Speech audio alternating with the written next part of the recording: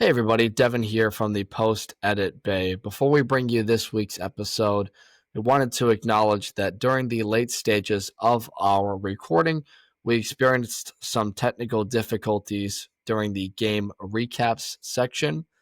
Don't worry, you will still hear the interview in its entirety, but we'll have a shortened edition of College Hockey Mouth. Regardless, we hope you enjoy this week's episode as we sit down with Bryce K. Welcome back, everyone, to the College Hockey Mouth podcast, a college hockey self series, episode 11. Happy Halloween, everybody. We are in a Halloween theme episode. Lizzie's got a costume, I got one on, and Gavin's got a headset costume. Guys, how was your past weekend? Battle at the Beach was going on. Lizzie, you were playing games. Tell us about it. We played USF played UF. It went pretty well. It was a really fun game. It was a little bit ratchet.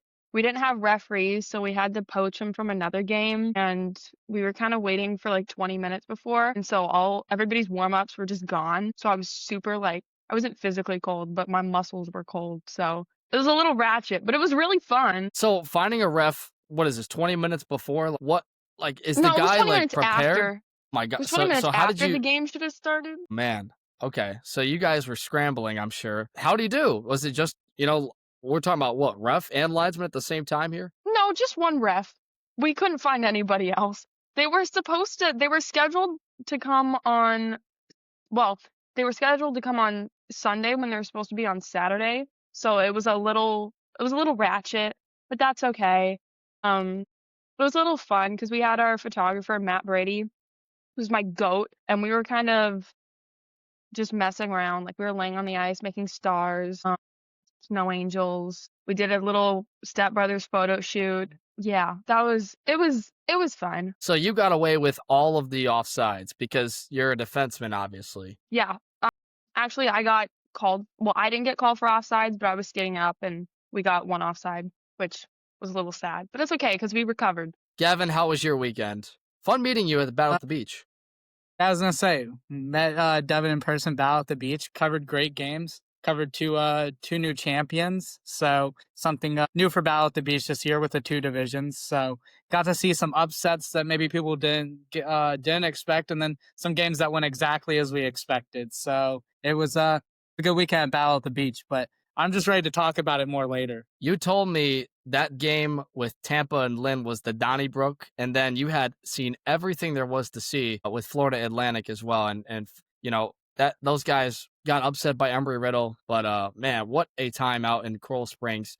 And we're going to talk to a man that was directly involved with one of those games. In fact, he is now part of the champion Tampa Spartans from the M3 team that took home the Battle Division trophy. Let's welcome to College Hockey Mouth, Bryce Krause. Bryce, welcome. Thank you, guys. Pleasure being here. It's been a crazy, great weekend.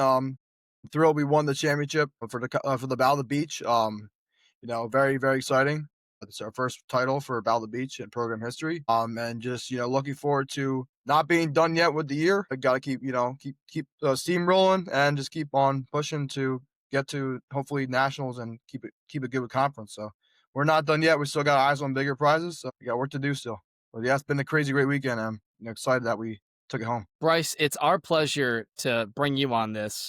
A lot of people know you for your content. Your team is rolling, but introduce us to Bryce Krause for people that aren't familiar. Tell us about yourself and ultimately how you got into hockey. Yeah. So my name is Bryce Krause.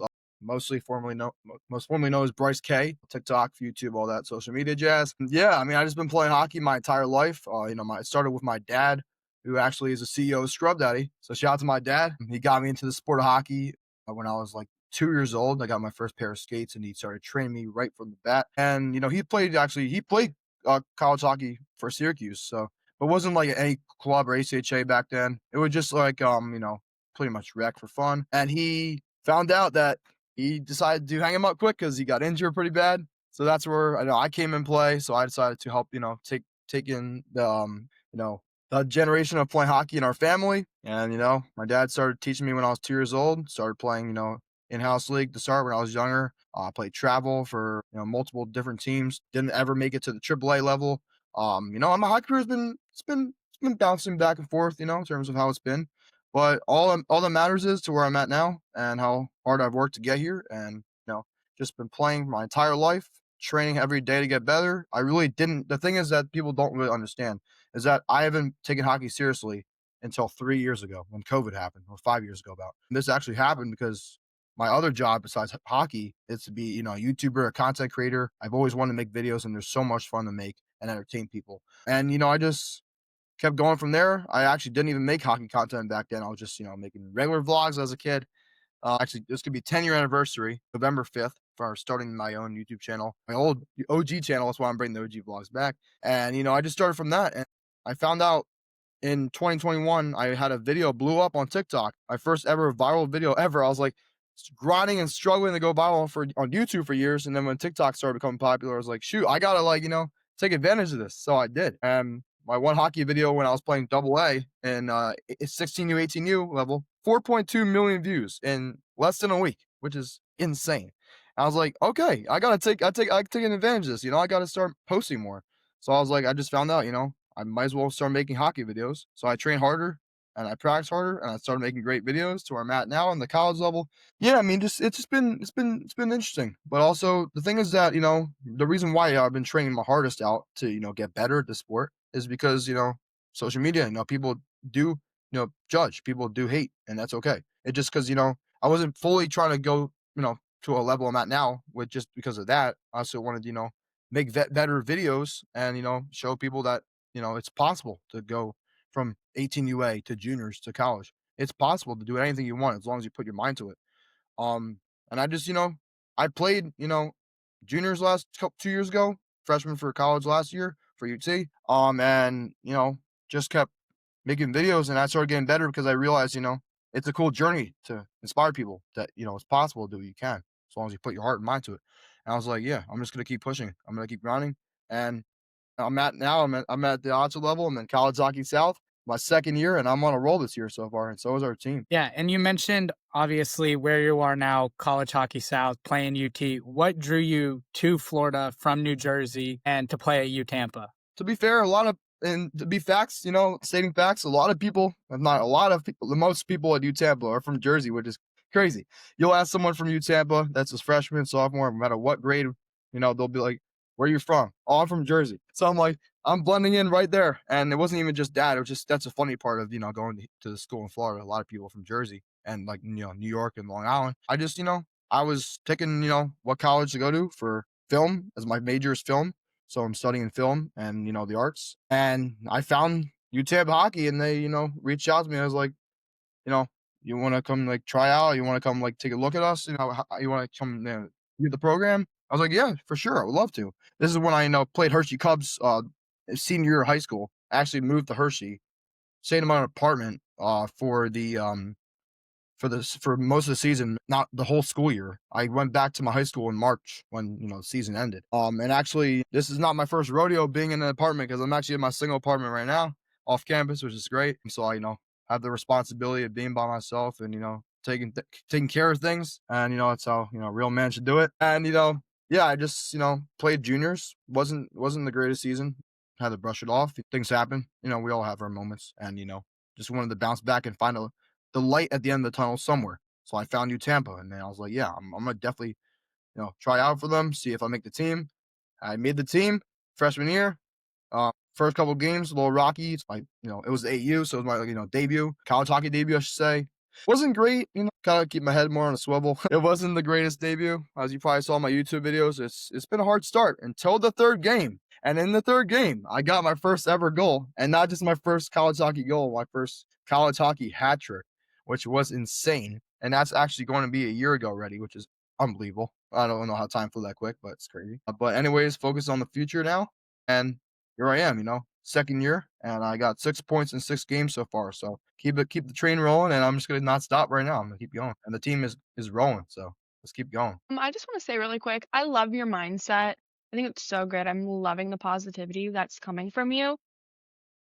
I'm wondering if this has anything to do with your team. How's the culture of U Tampa hockey? We're very positive, very motivating, highlighting culture.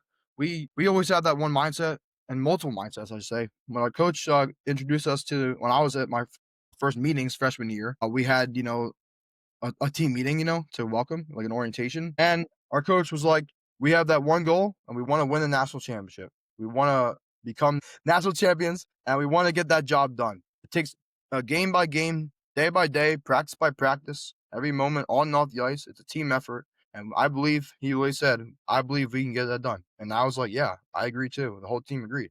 We were so close last year for our D3 team. D2 is say D2 AU. We made the semifinals and unfortunately lost, but at least the D1 team for AU last year took home the national championship. So shout out to the D1 team, D2 ACHA now, for becoming the national champions. I don't know why I keep saying championships. National champions.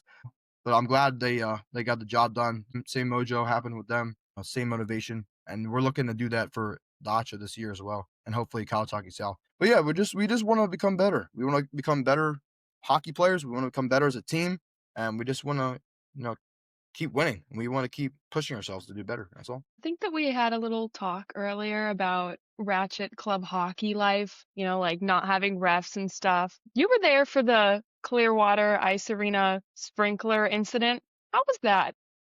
Oh, it was crazy. It was definitely something to be a part of. I was out there. It was the third period. We were playing Embry Riddle. It was my ACHA debut, and first, sophomore year game, and it was 2-1.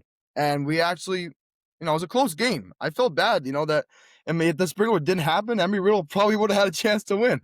And it would have been actually, could have been a different game. But then one of the players in Embry Riddle threw the puck up, and it hit the sprinkler when I was out there on my shift. And my teammate got soaked, and I was like, oh my come on. And that just paused the game. It wasn't funny. At least I got good content. So I'll take the content. That was definitely fun to make videos off of, taking 200,000 views from that moment. Acha reposted it. Hockey House Podcast posted it. I think you guys posted it too. It was pretty cool. And yeah, it was funny. But it happens sometimes, but it doesn't really always happen like that. But that was definitely interesting. Last year at the Battle at the Beach, your video went viral with the carbon monoxide poisoning. This past year, or this year, of course, the sprinkler system. And now, dude, you've seen pretty much everything there is now to incorporate ACHA hockey. How do you, relate that to the content you make and seeing what the league is and, club hockey is college hockey? How does that dictate what you have for content, and how do you spark ideas from what you've seen now the past year and a half in the league? Yeah, I mean, there's been, really good moments. There's been very, funny accidental moments like the gas leak and the sprinkler. But yeah, I mean, most of my content, if not all of it, is pretty much, game day footage or besides my short form videos like TikTok and Instagram Reels or shorts on YouTube. It's mostly just right off the bat, posting videos from the game day videos, like a whole vlog on game day. I just vlog the entire game day, whether it's a home game or a road trip. And I just, I get mic'd up some games. It's very fun. I love to throw chirps, and that's just part of the game. It's not like I don't get chirped a lot too. It's all fun and it's part of hockey. I love it. I love the competition. But it's just mostly off the spot. I just think about these ideas sometimes. But most of the times, like for example, like the gas leak, the carbon monoxide game last Battle of the Beach, I was like, yeah, this is a great idea for content. I'm just gonna edit this together, and I was like, yeah, we'll just post it. And I went viral as well on Instagram and TikTok, and especially YouTube. My long form videos, I've been doing pretty good. And especially this year with the sprinkler, it was definitely funny, but it was definitely another idea I just had to get out there, so it was cool. But most of these things are just accidental and they just happen. And I just felt like the idea to put them out there. And so you mentioned the different types of content that you put out, long form, short form. What is your favorite type of content that you've gotten to put out in your college hockey career? Well, my favorite is probably, in terms of what does better reviews and engagement, yeah, short form videos crush the YouTube long videos. But the long term YouTube videos, the long form content gets a really good amount of views. For example, my hat trick video got like 10,000 views. I'm also monetized on YouTube, so it's cool. A little side hustle. Let's make some money off that. It's pretty much it. YouTube is, I wouldn't say like a full time job, but it's just like a part time job. Just a little side hustle to make some money. And it's cool just to work for that. And it's like a personal career. It's like my own business. It is my brand. And it's like, Bryce K is my thing, So I just, long-term videos do better with, most money and engagement in terms of like making money off it. But, I get paid on YouTube Shorts as well. But, obviously, and TikTok, but like in terms of the views on short form content, they do crush the long-term views for sure. I want to ask you, man, the editing style you do, like, what do you, think like would be like a long-term goal? Like if you want to do YouTube and stuff, like where do you see the content going from here, and what's your ultimate dream with that? Yeah, I mean, I'm probably not going to be making the NHL at this point. I understand the fact that I accept that fact. Not going pro at this point, but I'm very thrilled and excited to be part of the club college level. And just after this, I might play overseas just for fun, just for like more content, or I might play my own team, or I might hang them up and just keep making videos as a hockey influencer. I just want to be a hockey influencer. Like a lot of hockey influencers right now. I just realized that most of them aren't playing pro anymore. It's not true that most of them are, but it's just, I see them, doing their own thing, like their own brand. And that's just what I want to do. Even though I know people think I'm taking it really seriously. So making it to, this level, I understand my time sadly isn't going to last too long. I got like less than 2 years left or 2.5 years left. And, I just want to make the best of that moments possible. But I want to become like a sports videographer and, like a full-time editor for someone. I just want to showcase my other half of my talent in my life besides hockey. And that's just who I am. Also, along with the hockey thing, I think you've been doing a great job. Me personally, I love the videos. Bryce K all the way, big dog. Let's go. I know. It's so great. But you've built a really strong following as a hockey influencer. So what was it that inspired you to start creating content? Because I know that you said that you're like a film major, but what was it that like snapped you into it? Well, for hockey content, it was just because, I've been playing hockey my whole life, and I also made videos when I was very young, just for fun vlogs, like I said, on YouTube. I started out as a YouTuber. Didn't even get 100 subscribers until I started 2015, November 5th. 10 years, almost 10 years, this is crazy. And, it's 2016, I hit my first 100, so it took a year to get 100 subscribers. I didn't even get to 1,000 until 2019, which is crazy. That's how long I've been just working for. And, sometimes, YouTube algorithm, just, it's interesting, it's cool how you can sometimes figure it out, but sometimes there's areas where you need to just think about what to change and what the content, what niche of content to change. And so I was like, yeah, I'm just making regular vlogs, challenges, skits, pranks until 2020, 2021. In COVID, I made a bunch of skits with my friends that were funny. Until then, I just, found out, why not put a sport into this? Why not make hockey videos? So I was like, all right, let's do it. And I started, posting videos in late 2020, 2021 for hockey content. And I found my love for making those videos. And I was like, let's keep doing it. And I saw the inspiration of, all the hockey influencers around me with millions of followers. I was like, I want to take in, to that one day. And I was like, yeah, here I am. And it's crazy how much I've grown in over 3 years or 5 years of, really taking hockey videos seriously. I managed to grow up to over 100,000 followers combined. And it's really cool, just how that happens. And I just want to keep doing it. And so I just really found my love for this niche of hockey, and I want to keep doing it. Well, congratulations on the 100,000. I didn't know it was that big. So good job on that. Thank you so much. Bryce, we're talking about your content, which is awesome, and the vlogs, we love them. For your team and the Battle at the Beach performance you guys put on, that is quite the impressive wins you had over Lynn, and then the game 2 with Embry Riddle. How do you assess how your team did at Battle at the Beach? You got a couple assists in there. First championship I saw you posted in a while for you. So how good does it feel to get on the ice and win that tournament? Yeah, I mean, our team is very, great culture. Like I said before, I personally, even though this is a team game, and I want everything to be about the team only, and that's obviously there's no I team, so I don't want to, people think that I'm just, because I posted me snapping my 6-year drought out of championship. That's true, but I'm glad that me and the boys won the trophy, brought it home, and had so much fun, celebrating with it, and it was great. But also, I was just like, it was a dominant weekend. We had a dominant weekend. Like we really showed the contender that we can be, especially later in the season, February, March, when nationals and conference playoffs hit. Like we got this. Like we are on a roll right now, but we gotta, like I was telling the boys, we gotta keep this going. We can't stop now. Every game I play, whether I'm starting, scratch, or playing, I'm like, yeah, guys, we can't stop now. We won't stop now. I motivate the team. Gotta keep rolling. Yeah, we have upset losses here and there. It happens. Like, for example, we did take our first loss to Miami at home. It happens. We brushed it off and got back to taking care of business. The next game we won that game. So we even the series with them. And then we came to Battle of the Beach, and we definitely did our best. We went so dominant, and especially against Lynn, and those were some physical, crazy games. And I was like, yeah, we definitely showed who we are. Yeah, and you guys Obviously, we saw a dominant battle at the beach. You talked about it. When ERAU, not even close wins, pretty much just blew the game wide open, coasting in the third period. But you guys have a big series this weekend taking on USF. And this is a matchup I've been waiting for.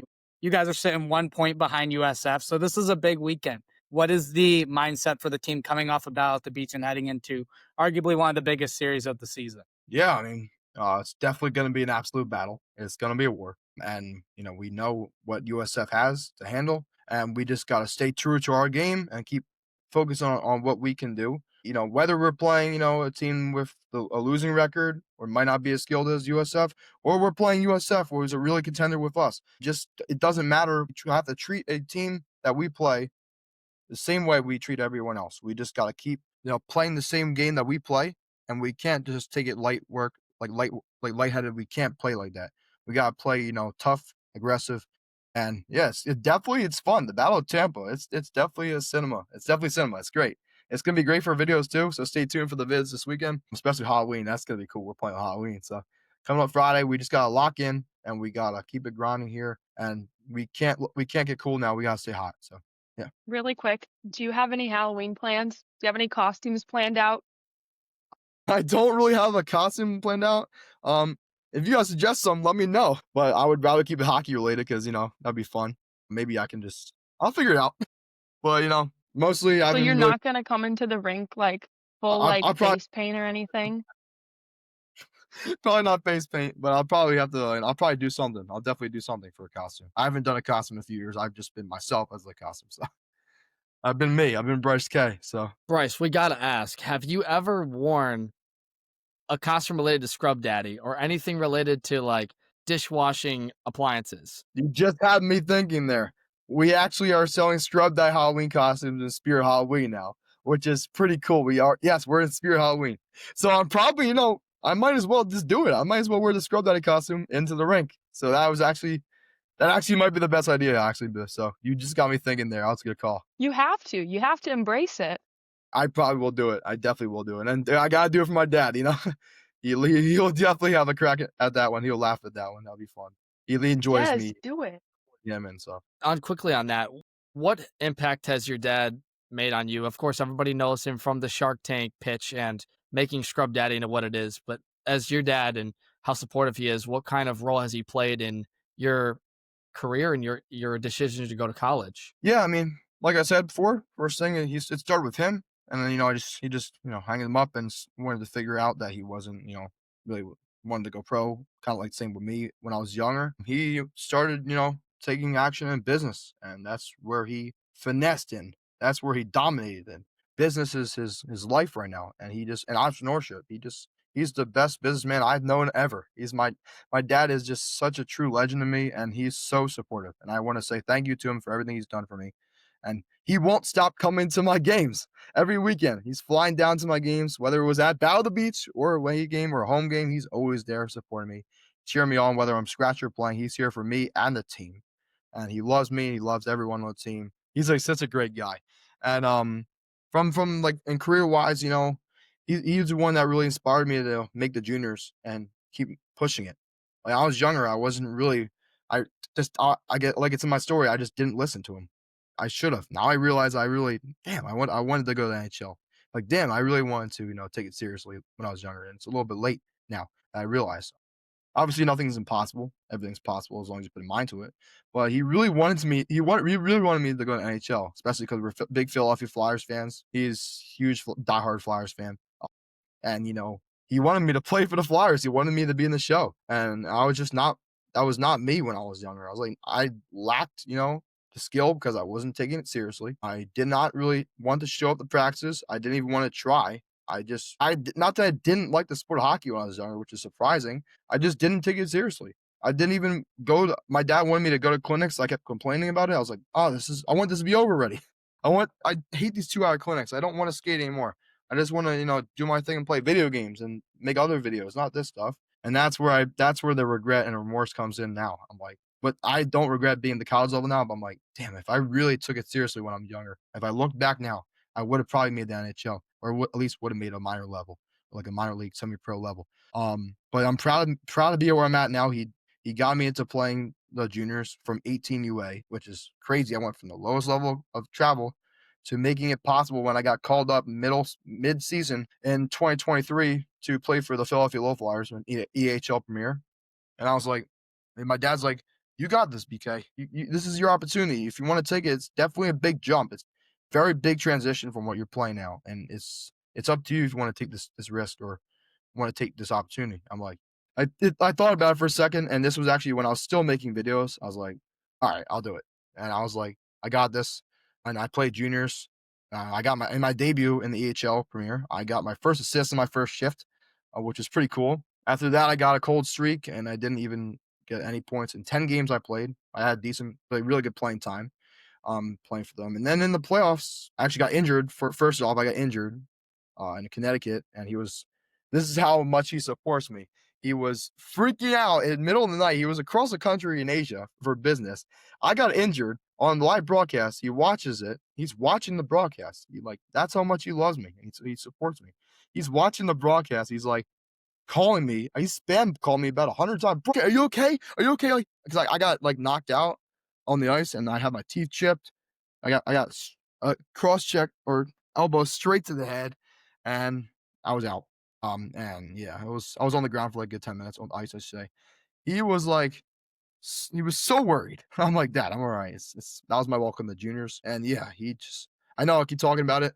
I know I keep talking a little too much, but it's just great to talk about how much he loves and supports me. And we're thankful you're part of it, Bryce. We've got some lightning round questions for you. So just quick fire, rapid, as quick as you can answer. We're going to rip them off here. We got to know, what's the pregame meal? A little pasta with chicken. That's pretty much my meal. I just got to have some protein in there and, probably some good rigatoni pasta. Not too crazy with sauce. Just, something, protein-wise, carbs, maybe have a banana, something good, and I'm going on the ice. I'm locked in. Yeah, potassium. All right, go-to pump-up song. Oh, that's a tough one. If I were to probably go somewhere besides rap, because my favorite genre is always rap, and a lot of kids love rap. My teammates love rap. I would say a good pump-up song would be Enter Sandman. That's a fire.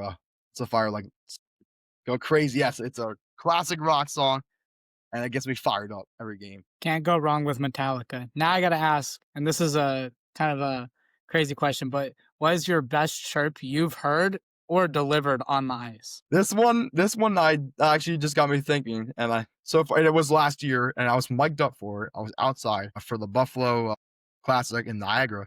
We played them, Niagara University in Buffalo, New York, last December, my freshman year. I got shoved into the front of net, cross-check from, if you guys probably saw my videos, are cool. And yeah, the kids were like, I was in a brawl basically. I was like, you're so tough. That wasn't my chirp. Until the kids like, you're awful. They just chirp me. I was, because it's fun. It's part of hockey, And I literally said to them, or the kid I was talking to, call me out. I was like, you might know me, but I'll know you.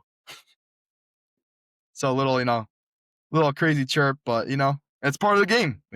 It's all love. It's fun. But that's just what, a little chirp I said. Because he's like, who are you? So I was like, all right. I think Quality I remember response. actually seeing that video. So I do remember seeing the mic'd up video of that chirp. Yeah, I did post it on Instagram too, a little reel. And yeah, it was definitely, that was a heated game. And then we played them in nationals, and that was heated too. But yeah, I love those heated games. I love, titling my videos heated, because that just shows how much of a battle we play these games. It takes a lot. So yeah, it was fun. But mostly I don't really like chirp too much. But I've been more awake now since I'm in the college level, and kids are going to chirp me because who I am, and it's all love. Like I said, it's just fun. It's part of the game. But I was just like, and personally, I'm not, as a hockey player, I'm not really a big chirp guy. Even though I get mic'd up for vids, I'm more of a guy who's quiet on the ice and does my thing, and I play my game. I stay true to my game and help my teammates out. I'm not really a big enforcer or talker. That's all. If you weren't playing hockey, what sport would you dominate? That's tough. But I did play lacrosse for high school, and I did play lacrosse for high school. I played baseball for 1 year in senior year high school. You guys might have saw my baseball, funny highlight. I was playing for just 1 year in senior year for AM Academy of high school in PA, and they just called me as like, do you want to be on a baseball team? Like, what? Baseball? I don't know if I'll be good at that. So I was like, all right, I'll go for it. But the reason why I would just join baseball because my hockey shot power is because I would just want to be a DH, designated hitter. And I was like, yeah, I'll just go for the swing. That's it. If I strike out, if I just crush a ball, then yeah, I'm here for it. I'm not really good at defense or out in the outfield or anything, but yeah, I got a basically home run my first time ever at bat. I went 2-2, and I got a triple. I smashed it with my hockey power, and yeah, it was a crazy game. I have it on my highlights too.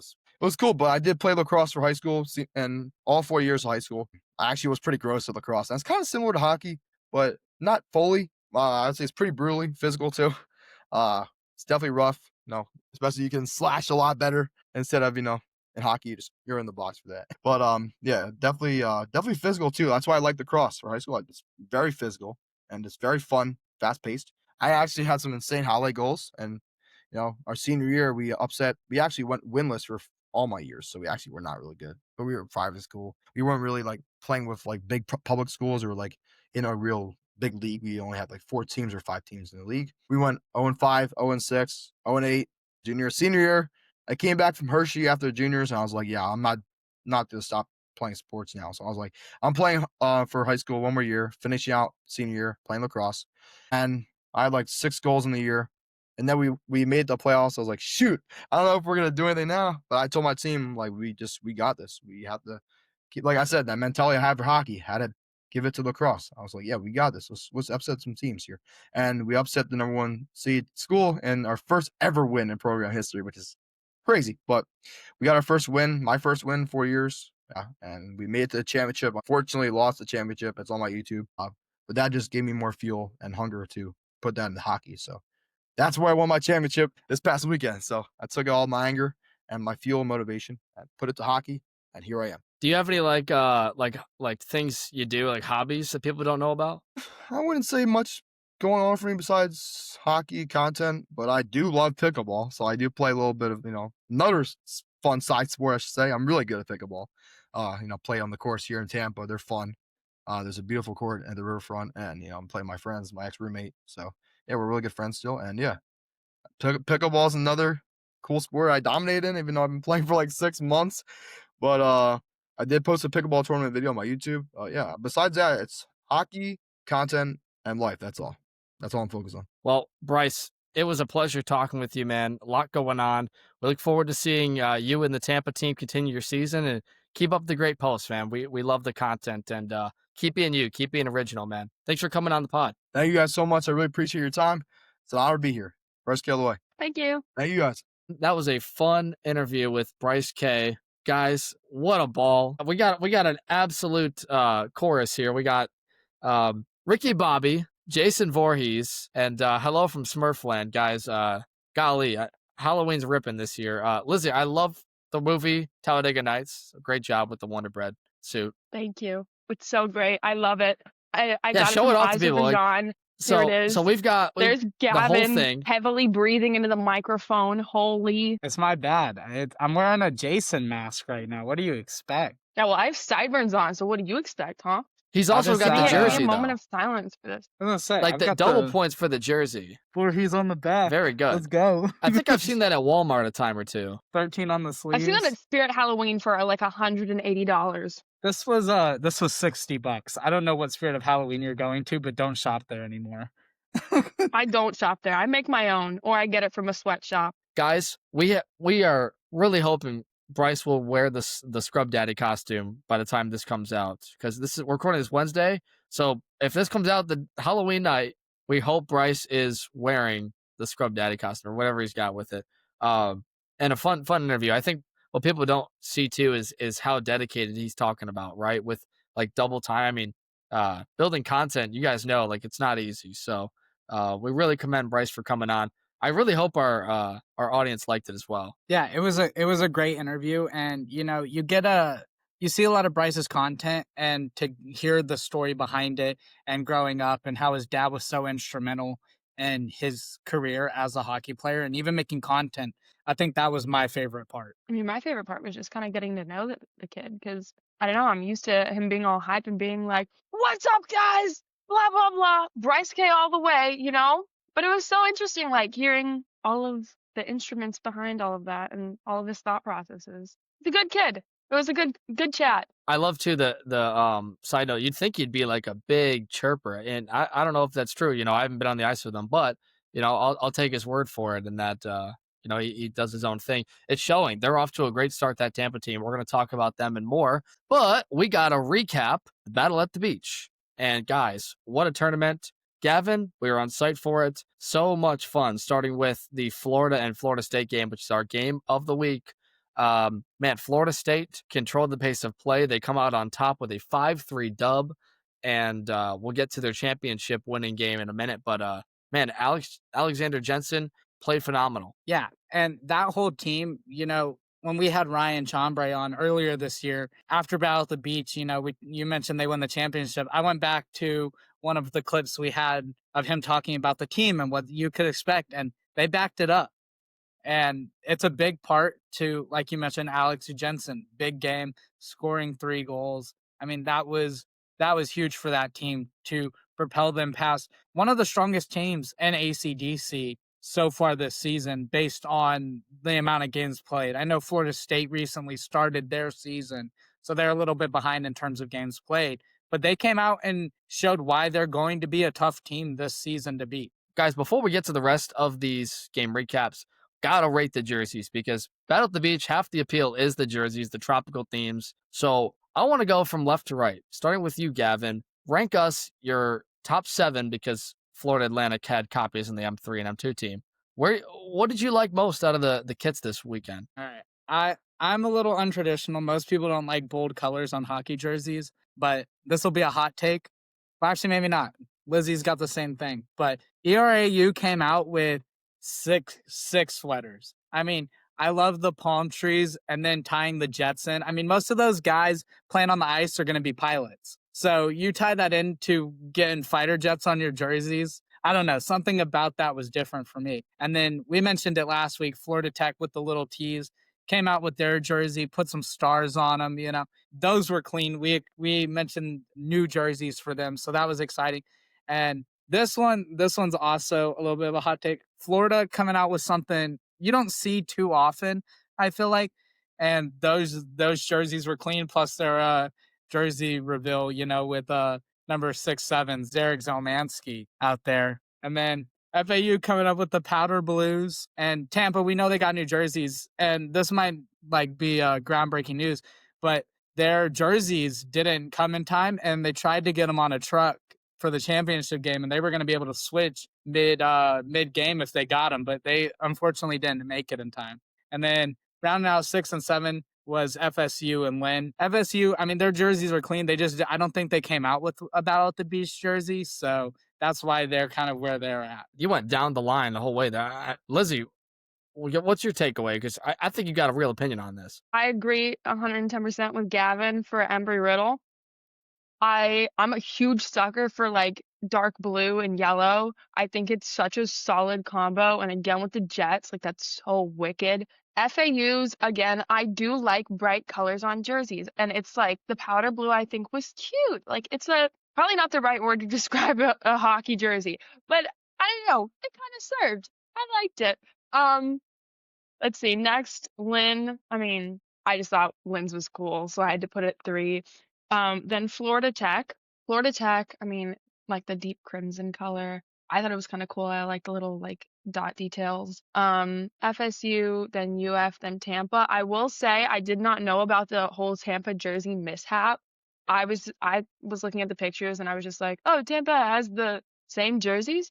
So that's the only reason why I put it there, because I have not personally seen those yet. But UF, I think I've seen. I mean, in the women's league, I'm used to seeing orange on Tennessee and stuff. So I just like it when colors are spread out more and we have a bunch of different colorful teams without the within the league. So that's pretty much the only reason why I put it at 6. But I still think that all the jerseys were sick. I think Tampa's were cool too, but I just wasn't sure if there was a difference, which now I know that there wasn't, but I'll have to go and take a look at what they were supposed to be. I'm very similar with that appeal. Tampa, I still love the black jersey, so I'm putting them at number 2, just for the kit alone. Florida Atlantic, and unbiased here. I know I talk about them and I'm doing some of their knowledge on the team, but like, the powder blues were sick. I've seen those with Liberty University. Love that color. Tampa 2, Florida Tech 3. I'm big on this one too because it's different. The Florida Tech gray, they were kind of due for that jersey upgrade. And Gavin, we previewed it last week. It lived up to the hype. I think the stars on it were awesome considering that they are close to Space University like UCF. Embry-Riddle 4. I don't like how busy the front of the jersey is. I like just a clean logo. But the Jets on the side were sick. So I like them at 4. Florida State, I'd say 5. Then Lynn. And Florida, I feel bad doing this because I really love that team. Steve K has built a great program. But, like, the jerseys were hard to read, man. Like, the numbers on the back, I couldn't tell the difference with some of the 6s in there and the 7s. I saw you did that earlier too, Gavin. You didn't slot. You weren't slick. This is taking over the internet too, and it really frustrates me because there's like 3 other numbers that I'd rather put above that. But hey, I digress. Solid kits though. Thanks to everybody that participated in the new sweaters this week. Lizzie, when are we getting new USF sweaters? I love your guys' look, but like, are we going to follow the trend here for like Gasparilla? So Gatsby, I'm not sure. I know that next season we are getting new like regular season games. So Gatsby, I'm not sure. We might go with something similar like with the slime green we had last season, but I know that we have to revamp the logos because of USF club sports rules. They don't want us to like use those logos anymore, which I think kind of sucks because they're cool and I really, really like the jerseys, especially the greens. Like the dark greens are growing on me after looking at all the pictures from Grace Kelly. Again, big shout out to her.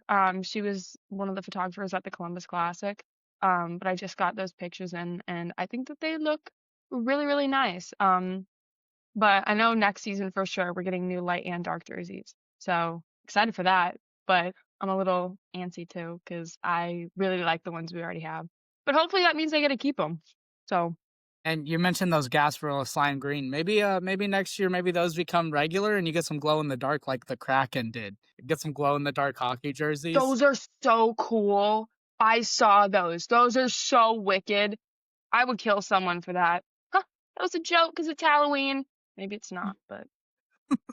Fabrero better get on the glow-in-the-dark hockey jersey train then. You are Ricky Bobby, so I wouldn't want to be on the same road as you for the next 3 days. I am Ricky Bobby. It is me. I have sideburns. That means I'm him. But I should contradict myself because Ricky Bobby is the greatest driver that ever lived. I digress. Well, part of our game recaps, we're going to rip through these in the Battle at the Beach. Tampa took down Lynn. Big Donnybrook happened in this one. Went viral on social media. We'll just leave it at that unless, Gavin, you got a word about this game. Yeah, I mean, we talked to Bryce K, and he talked about he's not a big chirper, but if you've watched that Tampa squad, either on a stream, in person, there's some characters. They do I mentioned it last week, do a good job getting under your skin, and they did that to Lynn in a big way, 2 players were taken out of the game for Lynn, and that's a product to that Tampa's team ability to get under your skin, and they do it really well, and then they put goals to back it up. So yeah, and I think the biggest moment for me in that game was there's a shift where Reagan Lyon gets out there, lays down the body in front of the Tampa bench, and then takes the puck and puts it in the back of the net. So went from physicality to scoring goals, and I mean he was hyped up. I think if I remember correctly, he might have been one of the players. He ended up getting a 10-minute penalty in that game. I could be wrong about that, but yeah, he was fired up for the Spartans in that game. They parlayed that into a championship. On the other side of the bracket, FAU took down Florida Tech 6-3. Sam Watson with a hat trick in that game, and Braden Curry, our 2-time Star of the Week, did not play in either of Florida Tech's games. Hopefully, that's not a cause for concern for Panthers fans as we continue on the middle part of the season. FAU and Embry-Riddle. This is the M2 versus Embry-Riddle M3. How about the podcast bump? We're going to make it known. We're going to acknowledge this, Gavin, okay? 6 straight wins this was for the Ice Eagles. They're rolling. They continue to roll. Bob Joyce is our guy. Loving it. Give us your reaction. We mentioned this one could be a physical game last week when we were previewing this, and it was a clean physical game. There was 1 penalty, and that was in the first period. After that, pretty clean hockey. I mean, if you want to watch a game as a hockey fan, that's the game to watch. A clean game, both teams going back and forth, doing a really good job of just laying physical checks down and keeping it clean. No real fights. Maybe a couple times where a player slid into the net and, they got into a little bit. But ultimately, one of the cleanest games that we saw at the tournament. And it came down to the wire. Yeah, it did. And Embry-Riddle scored with 36 seconds left. Get the empty netter to seal it. This program has struggled the last couple of years, and to see what they're doing right now is pretty dang special. Hats off to that group on that win on day one. But day two was just as exciting, right? We had some third place games go on. Florida Tech and played Florida ACDC. The Gators get a bounce back win in that 6-1 and really dominated puck possession throughout. FAU M2 and Lynn got their rivalry game. FAU expectedly won 6-0, and Rico Bruno got another shutout on the year. Good to see for him, considering he's had a couple of tough games with Tampa a couple weeks ago, and then that Embry-Riddle loss. Christian Cuccia arrived, 2 goals for the former M3 Player of the Year. Florida State and FAU M3 now, the championship on the Beach Division side. Congrats to Ryan Chambray and the Seminoles in that. And he scored the final 2 goals, including the game winner with 1:51 left in the second. Just a pronounced game. And you know what? We were talking about jerseys. I thought this was actually the best jersey matchup, one of the best we got all weekend. Yeah, and Florida State FAU was exciting. I mean, it was a good matchup. I mentioned it earlier. Ryan Chambray said this is what we were going to get from this team, is winning big games, winning championships, bringing trophies home. And they've delivered on it. It's an early season, but they delivered early. And their sights are set way higher than this. But this is a great way for that team to start and back up the talk that they've already put out there. They talked the talk, but now have walked the walk. Florida State rolling to a victory in the Battle at the Beach. And guys, first time ever we've had a champion not Florida Atlantic. I think that's pretty exciting for the whole conference. Embry-Riddle in Tampa. Boy, what a dominant game from the Spartans. Bryce K mentioned it, right? Their team threw down in this. Gerard Keane was the only goal scorer for Embry-Riddle, considering that Eddie Zane had a bit of a goaltending mishap. And Gavin, I think you can talk all about this because you called this game. Gerard Keane scored with 27 seconds left in the second, and he ended up sliding into Eddie Zane. So that's how the goal happened. He got it between Eddie Zane's legs and then slid into Zane. And ultimately, Eddie Zane, most of the time, a team will defend their goalie. Eddie Zane took to doing it himself, threw a punch. And if you look at the score sheets, that's a automatic game right there. So they threw him out, and it didn't matter for the Spartans. Luke came in, and one of the highlights of this game, honestly, was Tampa Spartan tried to block a goal by throwing their stick. And if you know hockey rules, that's a penalty, and that's a penalty shot. And so Jake McCaw gets a penalty shot, and Luke who this isn't his first 2 minutes of being on the ice. He sat down for 40 minutes, comes out, makes a big penalty shot save. So it was an interesting one. I mean, obviously, ERAU didn't have Ian Holland, who dressed in the first game of the tournament. He didn't dress in the second, so not sure if something happened there. But Tampa ended up taking that one 6-1, and it was a clinic on both ends of the ice by the Spartans. Lizzie, gotta be wild to see just how many Donnybrooks we had out of this. Like, you'd think a tournament game people were gonna lock in, but God, it seemed like every game we had a little kerfuffle. Me personally, I love kerfuffles. If you've seen my record, you know I love kerfuffles. Crazy word to use for that, by the way. But yeah, I like when things get a little bit dirty. I love watching dirt goals when you're out in the front and just messing around and pissing people off, and then it just goes in and everybody's like, how the hell did that happen? So I was a big fan. Loved this tournament. I didn't watch any of the games all the way through. I saw a lot of highlights though. Big fan of the highlight reels. Pretty wicked. I'm sure that Bryce K will have a bunch of stuff coming out, so I'll be binging all that. But yeah, wicked job, boys. Nice going. Awesome jerseys. Kudos to all the designers for that. Yeah. Thank you all so much for listening and watching this week's episode of College Hockey Mouth, a College Hockey South series. We'll see you all next week. Have a good one.